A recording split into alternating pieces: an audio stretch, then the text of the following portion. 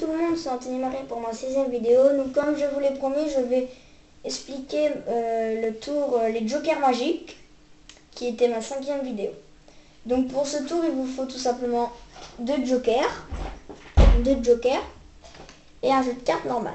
Tout d'abord, les jokers peuvent être examinés, il n'y a pas de problème.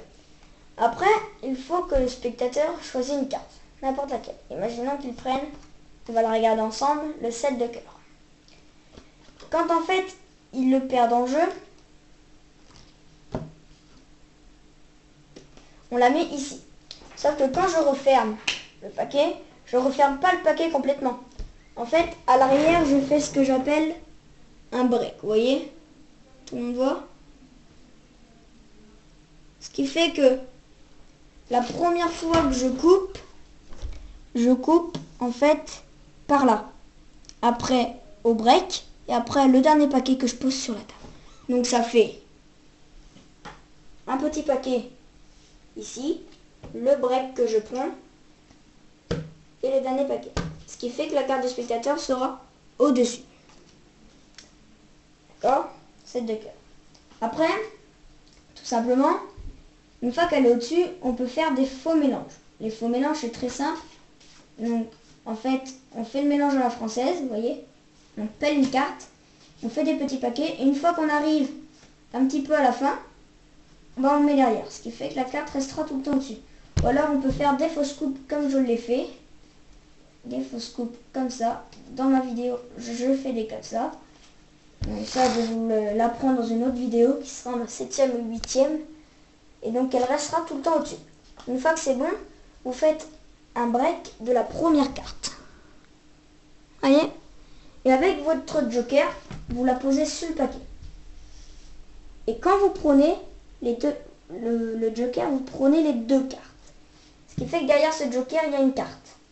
Et là, en fait, on pose ce joker-là dessus ce joker, ce qui fait qu'on est dans cette position.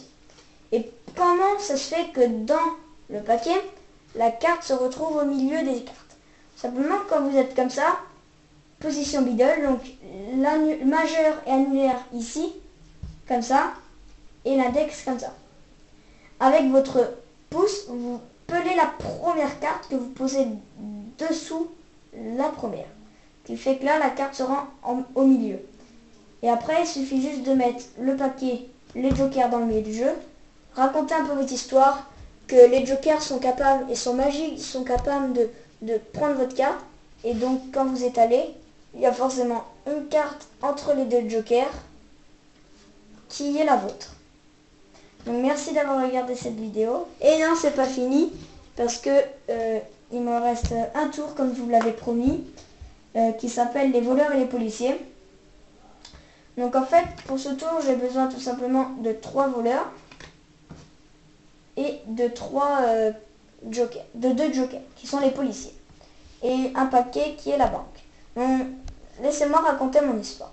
3 voleurs décidèrent de cambrioler la banque pour se faire du fric ou du pognon, et voilà. Et les policiers, eux, étaient au courant qu'ils allaient voler. Donc le premier policier, lui, se cacha dans la banque, tout simplement. Tout simplement, se cacha dans la banque. Voilà. Lui, le deuxième policier, il décida aussi de se cacher dans la banque. Voilà.